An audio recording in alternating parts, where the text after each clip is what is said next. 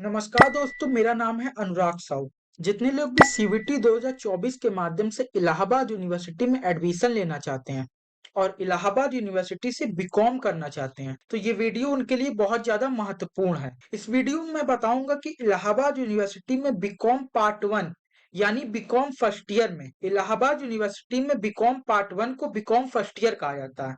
Part one मतलब first year, part two मतलब second year, part three मतलब third year. तो बीकॉम पार्ट वन में कितने सब्जेक्ट्स आप सबको पढ़ने पड़ते हैं इलाहाबाद यूनिवर्सिटी में, मैं सब सब्जेक्ट्स को डिटेल में इस वीडियो में बताऊंगा और उसके अंदर भी क्या क्या है वो भी ब्रीफ में मैं इस वीडियो में आपको कवर करूंगा। तो इस वीडियो को बहुत ध्यान से देखिए जिससे आप सबको पता चल सके कि बीकॉम फर्स्ट ईयर में इलाहाबाद यूनिवर्सिटी ने कितने सब्जेक्ट्स को रखा हुआ है। तो आइए वीडियो को शुरू करते हैं। देखिए, इलाहाबाद यूनिवर्सिटी ने बीकॉम पार्ट वन यानी BCom first year, part one मतलब मैंने पहले ही बता दिया फर्स्ट ईयर, ठीक। सारे सब्जेक्ट्स आप सबको कंपलसरी रखे गए हैं। इलाहाबाद यूनिवर्सिटी ने सारे सब्जेक्ट्स यहाँ पे कंपलसरी रखे हैं। इलाहाबाद यूनिवर्सिटी में टोटल 6 सब्जेक्ट्स आप सबको पढ़ने पड़ते हैं बीकॉम फर्स्ट ईयर में। अगर आप BCom first year Allahabad university से करते हैं तो आपको 6 सब्जेक्ट्स पढ़ने पड़ते हैं, जो कि सारे सब्जेक्ट्स कंपलसरी है। और नंबर की बात करें तो हर एक क्वेश्चन पेपर, हर एक सब्जेक्ट 100 मार्क्स का आता है। टोटल आपका जो है वो 600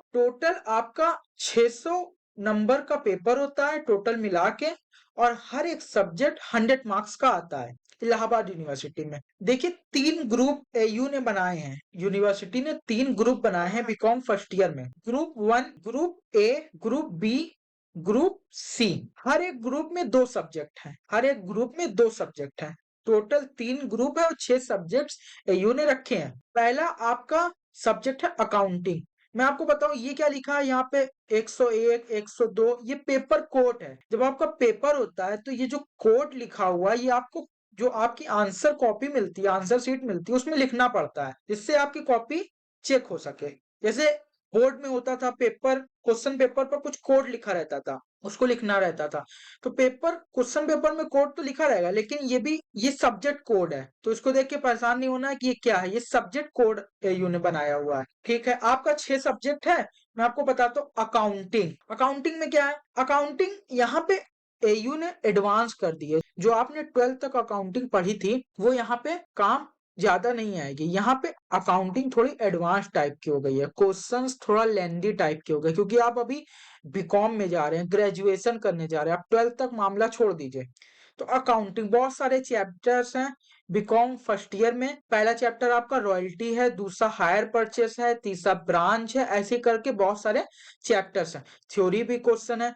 क्या अकाउंटिंग में थ्योरी नहीं आती है? कुछ लोग का प्रश्न रहता है कि एयू में अकाउंटिंग सब्जेक्ट है तो उसमें थ्योरी नहीं देते। ऐसा कुछ नहीं है, थ्योरी देते हैं। अकाउंटिंग में मिक्सअप रहता है, न्यूमेरिकल क्वेश्चंस भी आते हैं और थ्योरी क्वेश्चंस भी आते हैं, ठीक है। तो ज्यादा परेशान नहीं होना है। बिजनेस लॉ, अब कुछ बच्चे कहेंगे लॉ कहाँ से आ गया, ये हम बीकॉम कर रहे हैं, एलएलबी थोड़ी कर रहे हैं जो लॉ दे दिए हैं। देखिए, ये बिजनेस लॉ है। बिजनेस के कुल कुछ अपने रूल्स होते हैं, बिजनेस के कुछ अपने लॉ होते हैं, समझ रहे हैं। जैसे आप पार्टनरशिप अगर खोलना चाहते हैं तो उसमें कुछ अलग अलग लॉ लगेंगे, कुछ अलग रूल्स लगेंगे। अगर आप एक कंपनी बनाना चाहते हैं तो कौन सी कंपनी बनाना चाहते हैं, public company, private company, one person company, limited liability company, unlimited liability company, तो सबके अलग अलग रूल बनाए गए हैं कंपनीज एक्ट में। यहाँ पे कंपनीज एक्ट तो नहीं पढ़ा, लेकिन बिजनेस के जो अलग अलग रूल होते हैं, जैसे आप अगर किसी से कॉन्ट्रैक्ट करते हैं तो कौन कौन से रूल्स कॉन्ट्रैक्ट में लगेंगे, वैलिड कॉन्ट्रैक्ट कौन सा है, इनवैलिड कॉन्ट्रैक्ट कौन सा है, सब कुछ आपको पूरा बिजनेस का रूल यहाँ पे आपको पढ़ाया जाता है। इंडियन कॉन्ट्रैक्ट एक्ट आपका पहला चैप्टर है। उसके बाद सेल्स एंड गुड्स एक्ट 1930, ये आपका दूसरा चैप्टर है। बहुत सारे चैप्टर्स हैं, आप सिलेबस डाउनलोड करेंगे तो उसमें देखेंगे। सेल्स करेंगे तो गुड्स कितने प्रकार के होते हैं, नॉर्मल गुड्स, स्पेशल गुड्स, बहुत सारे गुड्स भी होते हैं, माल भी कई प्रकार के होते हैं। तो बिजनेस लॉ में यही सब आपको पढ़ना। अकाउंटिंग मैंने बता दिया, अकाउंटिंग एडवांस टाइप की हो गई, थोड़ा संभल के पढ़िएगा यहाँ पे। उसके बाद ग्रुप ए यहाँ पे समाप्त होता है, ग्रुप बी में आते हैं। Group B business economics. देखिए, यहाँ पे सिर्फ आपका यहाँ पे बिजनेस बिजनेस लग गया। देखिए, business business, business law, business economics, business communication और बिजनेस बिजनेस लगा है। बाकी सब्जेक्ट बहुत ज्यादा इजी है। इकोनॉमिक्स तो पूरा 12th वाला ही रख दिए हैं, कुछ चैप्टर्स न्यू है बस। बाकी आपको जो 12th में आपने इकोनॉमिक्स पढ़ा है, जो 11th में आपने इकोनॉमिक्स पढ़ा, बहुत सारे चैप्टर्स वही रखे गए हैं। एयू ने बहुत सारे चैप्टर्स वही रखे हैं ताकि आपको ज्यादा परेशानी ना हो। जैसे डिमांड चैप्टर है आपका, मार्केट चैप्टर है, ये सारे चैप्टर्स एयू ने इसमें रखे हुए हैं। तो बिजनेस इकोनॉमिक बहुत ज्यादा इजी है, यही सब आपको पढ़ना है। बिजनेस कम्युनिकेशन, अब आप कहेंगे कि ये पूरा सब्जेक्ट कैसे बन गया। कम्युनिकेशन तो एक छोटी सी परिभाषा है कि अपने विचारों को किसी दूसरे के सामने प्रेजेंट करना या अपने विचारों को दूसरे से शेयर करना, ये कम्युनिकेशन कहलाता है। कम्युनिकेशन क्या होता है, अपने जो विचार होते हैं, अपने जो आइडियाज होते हैं, उनको दूसरे तक पहुंचाना किसी माध्यम से, फोन कॉल, लिखित रूप में या मौखिक रूप में, किसी भी माध्यम से दूसरे तक पहुंचाना, वो क्या कहलाता है, कम्युनिकेशन कहलाता है। बस यहाँ पे आपका क्या लग गया है, बिजनेस लग गया है। बाकी बहुत ज्यादा इजी सब्जेक्ट ये भी है। बहुत सारा आपको यहाँ पे जानकारी मिलेगी इस सब्जेक्ट में कि अगर आप किसी बड़ी कंपनी में, प्राइवेट कंपनी और गवर्नमेंट कंपनी में काम करते हैं तो किस प्रकार का आपका कम्युनिकेशन स्किल होना चाहिए। अगर आप कोई एम्प्लॉय आपसे बात करता है तो किस प्रकार आप उससे कम्युनिकेट करेंगे। मान लीजिए कोई बड़ा आदमी जो कंपनी का मालिक है, ओनर है, वो आपसे अगर कम्युनिकेट करता है तो किस प्रकार मैनर में उससे कम्युनिकेट करना चाहिए। आपका बॉस है, वो आपसे किस प्रकार कम्युनिकेट करता है, सब कुछ आपको इस सब्जेक्ट में सिखाया जाएगा। कम्युनिकेशन स्किल पे भी काम किया जाता है इस सब्जेक्ट में। जो प्रोफेसर होंगे, एयू के प्रोफेसर होंगे या आप जिससे भी पढ़ेंगे, तो उस सब्जेक्ट में बहुत सारे इसमें आपको जानकारी मिलेगी कि कम्युनिकेशन स्किल कैसे अच्छी होनी चाहिए। जैसे मैं कम्युनिकेशन स्किल की बात करूं तो अपने बॉलीवुड में जो अमिताभ बच्चन है, उनकी कम्युनिकेशन स्किल देखिए, हिंदी भी और इंग्लिश भी दोनों देखिए, कितनी बढ़िया कम्युनिकेशन स्किल है।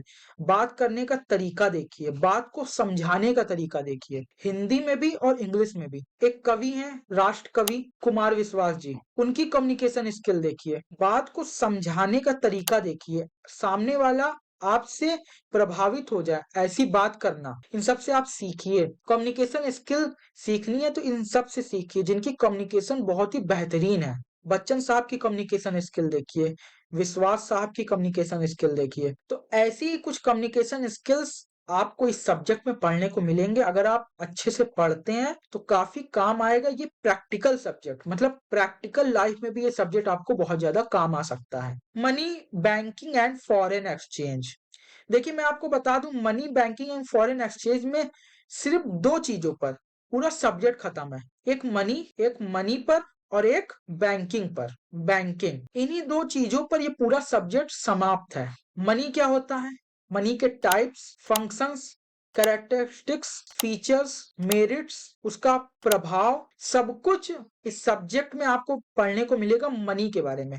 बैंकिंग क्या होती है, बैंकिंग के फंक्शंस, बैंक, बेसिकली बैंक कहा जाता है, बैंक के फंक्शंस, टाइप्स, कैरेक्टरिस्टिक्स, सब कुछ इस सब्जेक्ट में आपको पढ़ने को मिलेगा। तो money, banking and foreign exchange ये भी बहुत ज्यादा इजी सब्जेक्ट है। बिजनेस ऑर्गेनाइजेशन एंड मैनेजमेंट, देखिए मैनेजमेंट आपने 12th में भी पढ़ा होगा। Planning, organising, staffing, directing, controlling, इन सब को भी यहाँ पे आपको बीकॉम में रखा गया है, इन सब को यहाँ पे भी आपको पढ़ना है। मैनेजमेंट क्या होता है, यही सबको बस थोड़ा डिटेल में और अंदर तक एक एक लेयर यहाँ पे आपको पढ़नी है। जो आपको 12th में नहीं मिला होगा वो यहाँ पे आपको मिलेगा। तो बिजनेस ऑर्गेनाइजेशन में यही सब पढ़ना है कि ऑर्गेनाइजेशन कैसा होना चाहिए। अगर आप कोई सा भी ऑर्गेनाइजेशन बनाना चाहते हैं तो किस प्रकार का ऑर्गेनाइजेशन आपको बनाना चाहिए, कितने मेंबर्स लगते हैं, क्या काम करना पड़ता है एक ऑर्गेनाइजेशन बनाने के लिए, सब कुछ इस सब्जेक्ट में आपको पढ़ने को मिलेगा बिजनेस ऑर्गेनाइजेशन में। और एक ऑर्गेनाइजेशन का प्रॉपर स्ट्रक्चर कैसा होता है ये भी आपको पढ़ने को मिलेगा इस सब्जेक्ट में। प्लानिंग कैसे की जाती है ऑर्गेनाइजेशन में, सब चीजों को ऑर्गेनाइज कैसे किया जाता है, स्टाफिंग कैसे की जाती है, बड़े जो स्तर के बिजनेस होते हैं और जो छोटे स्तर के बिजनेस होते हैं उन दोनों में क्या अंतर होता है, कि प्लानिंग छोटी होती है, बड़ी होती है। शॉर्ट टर्म प्लानिंग आपने पढ़ा होगा, एक लॉन्ग टर्म प्लानिंग होती है, एक शॉर्ट टर्म प्लानिंग होती है। तो किस प्रकार की जाती है एक ऑर्गेनाइजेशन में, सब कुछ इस सब्जेक्ट में आपको पढ़ने को मिलेगा। ये भी बहुत प्यारा सब्जेक्ट है। तो मैंने आप सबको बताया कि इस BCom part 1, BCom first year में एयू ने कौन कौन से सब्जेक्ट रखे हुए हैं। कोई सब्जेक्ट आपको चुनना नहीं है, सारे सब्जेक्ट आपके कंपलसरी है। ध्यान से पढ़िएगा, रिजल्ट आप सबने देखा होगा। कैसा आता है यहाँ पे रिजल्ट, ठीक है। और मैं चैनल के बारे में आपको क्या बताऊं, इस चैनल पे मैं एयू से रिलेटेड बहुत सारे कंटेंट आप सबके लिए महत्वपूर्ण चीजें लेकर आता रहता हूँ। मैंने आप सबके लिए टेलीग्राम चैनल भी बनाया हुआ है, जिसमें आपको free study material, notes, PDFs सब कुछ उस चैनल पर उपलब्ध है। अगर आप उसको ज्वाइन करना चाहते हैं तो डिस्क्रिप्शन में लिंक है, उसको वहां पे ज्वाइन कर सकते हैं, अगर आपको फ्री में सब कुछ चाहिए तो। ठीक है, मिलते हैं एक नए वीडियो में। मैं अनुराग साहू आप सबका बहुत बहुत धन्यवाद करना चाहता हूँ वीडियो देखने के लिए। Thank you so much.